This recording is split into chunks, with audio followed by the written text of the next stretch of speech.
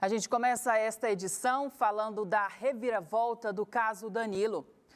A polícia concluiu o inquérito e descartou a participação do padrasto. Sobre este assunto, eu vou conversar agora com a repórter Danila Bernardes, que tem mais informações. Boa tarde, Danila. Oi, Ana Aura, boa tarde para você, boa tarde para quem nos acompanha. Como você disse, a conclusão do inquérito foi apresentada ontem lá na Delegacia de Homicídios e foi enviada já à Justiça. E realmente esse caso teve uma reviravolta aí, porque o padrasto do garoto Danilo, que tinha 7 anos, o Reginaldo Lima Santos, de 33 anos, foi inocentado. A gente lembra que o Reginaldo foi preso, sendo aí um suspeito, do crime de ter matado esse garoto, mas segundo a polícia, ele foi inocentado dessas acusações. O Ian Alves Lima Santos, de 33 anos, aliás, o Ian Alves de Oliveira, de 18 anos, o servente de pedreiro que morava perto da casa da família, lá no Parque Santa Rita,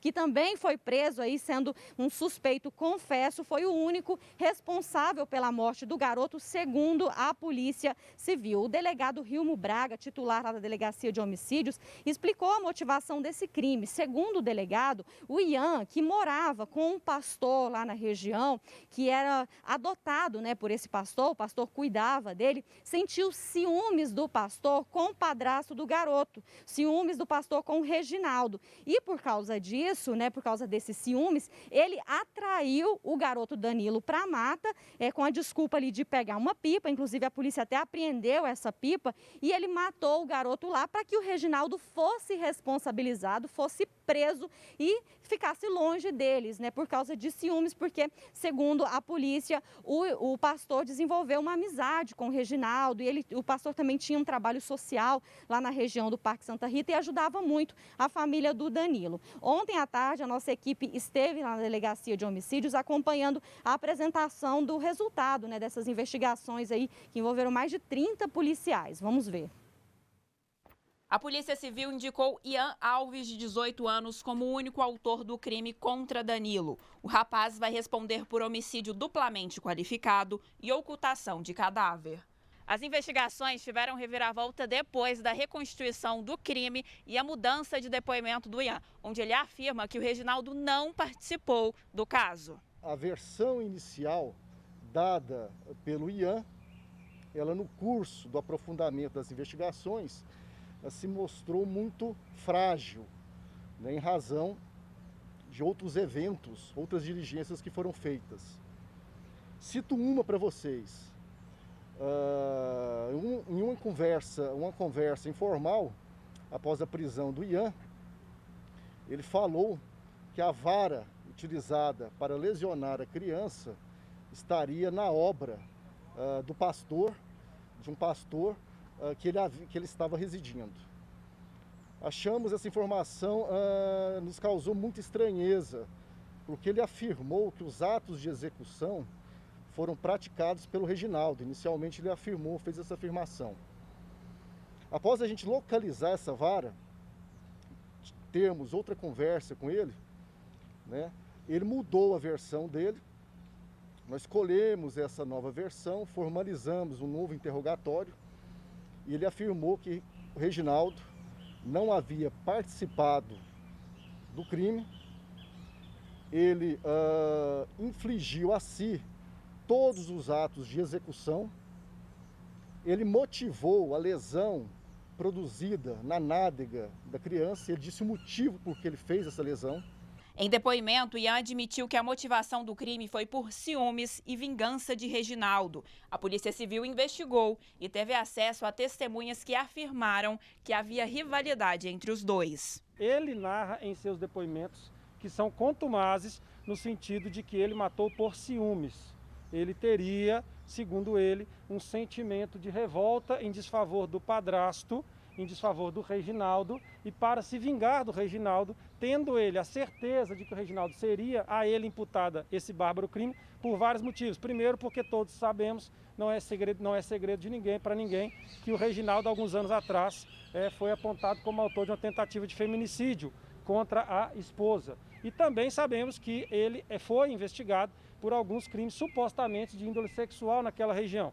Somando esses fatos, o Ian teria chegado à conclusão de que a morte dessa criança seria inegavelmente imputada ao padrasto e, por vingança, ele teria o matado. Vingança por quê? Porque ele sentia um ciúme exacerbado da relação do seu pai adotivo, entre aspas, porque era uma adoção brasileira, não era uma adoção formalizada, que é o pastor renomado da região que todos conhecem.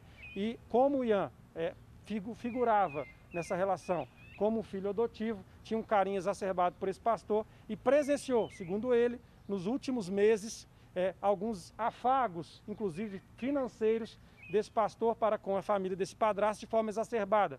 Também sabemos que esse pastor mantinha naquela coletividade a prática de doar cestas básicas para todos que lá estavam, tentar contribuir de uma forma ou de outra com a sociedade, mas, segundo o Ian, nos últimos meses, esses favores, essas gentilezas estavam sendo exacerbados para com essa família, o que nutriu nele um sentimento de ciúme da relação que o pastor e o padrasto vinham nutrindo de uma amizade exacerbada ou qualquer outra conotação, e que isso não ficou comprovado nos autos até o presente momento. A polícia encerrou o inquérito de investigação e enviou o caso para o judiciário. Em depoimento, Ian afirma que atraiu o menino para o matagal, dizendo que daria uma pipa para ele. Contou que atraiu a criança Danilo sob o ardil de que iriam pegar dentro da mata uma pipa que havia acabado de cair.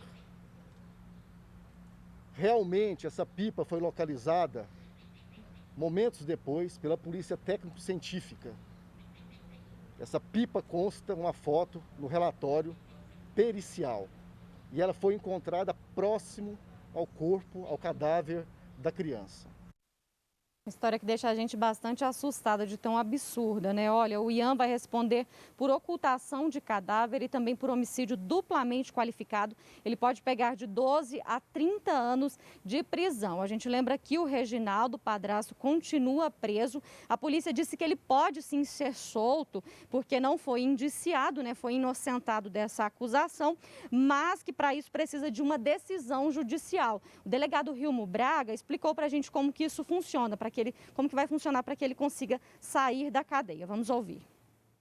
Em princípio, como ele não está indiciado, a tendência é que o Ministério Público se manifeste pela expedição de vara de soltura. Mas, de modo algum, que isso fique claro, nós, como autoridades policiais, especialmente o doutor Hernani, que preside esse inquérito policial, ele não tem a discricionalidade legal de colocar o indivíduo imediatamente solto, o que ocorreria se fosse uma prisão temporária, mas não se repete com a prisão preventiva. A prisão preventiva, em homenagem a um princípio jurídico famoso chamado paralelismo das formas, se a decretação é via judicial, a revogação também deve ser via judicial, e é o que aguardamos nas próximas horas. Especialmente porque ele não está indiciado, estamos mantendo ele, sua integridade física, aqui na Delegacia de Homicídios, para que possamos, em caso de alvará de soltura, colocá-lo indivíduo imediatamente em liberdade.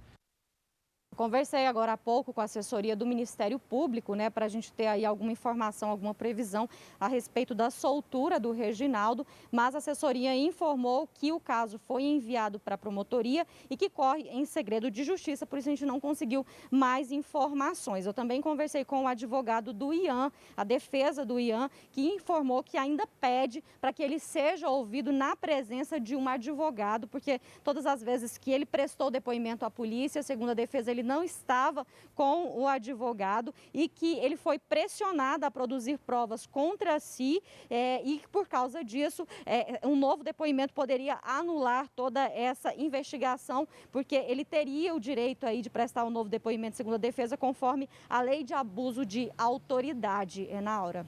Danilo, obrigada. E esse caso serve de alerta para a gente não sair julgando as pessoas de imediato.